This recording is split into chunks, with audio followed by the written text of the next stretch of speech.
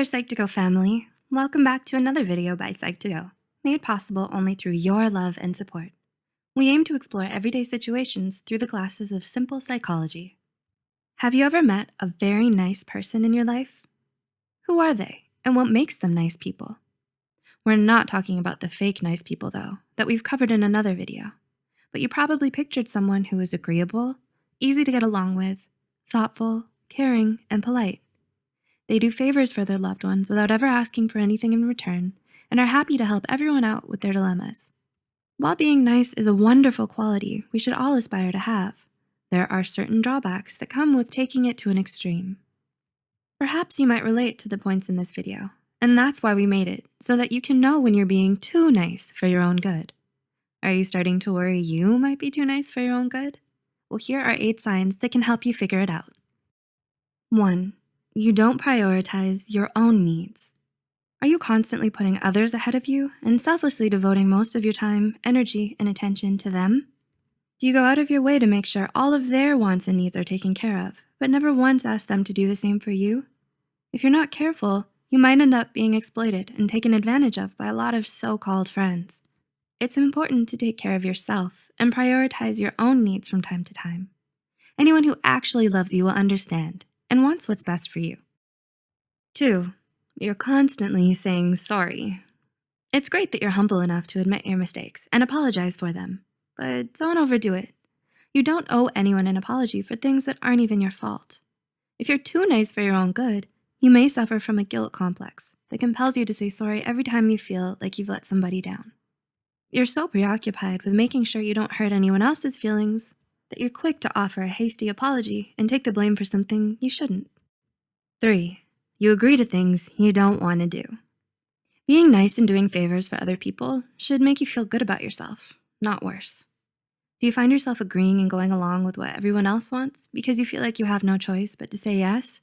If so, you'll probably start to resent others for asking so much of you, but you'll never once speak up about it.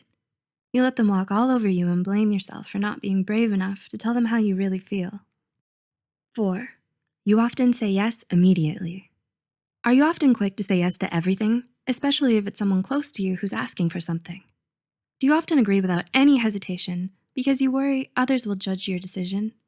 Do you care about their opinion so much that it means you'll sacrifice your own needs? It's important to only say yes to things that you want or are willing to do. It's okay to have other priorities. Don't let other people's happiness come at the cost of your own. 5. You never tell people what you want. Are you afraid of coming off as bossy or demanding? Is this why you don't express your opinions or share your preferences with others?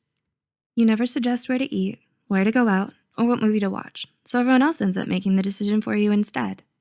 You might feel hurt that they don't take your feelings into consideration, but when they ask you what you want, your default response is usually, whatever you want, or I'm good with anything.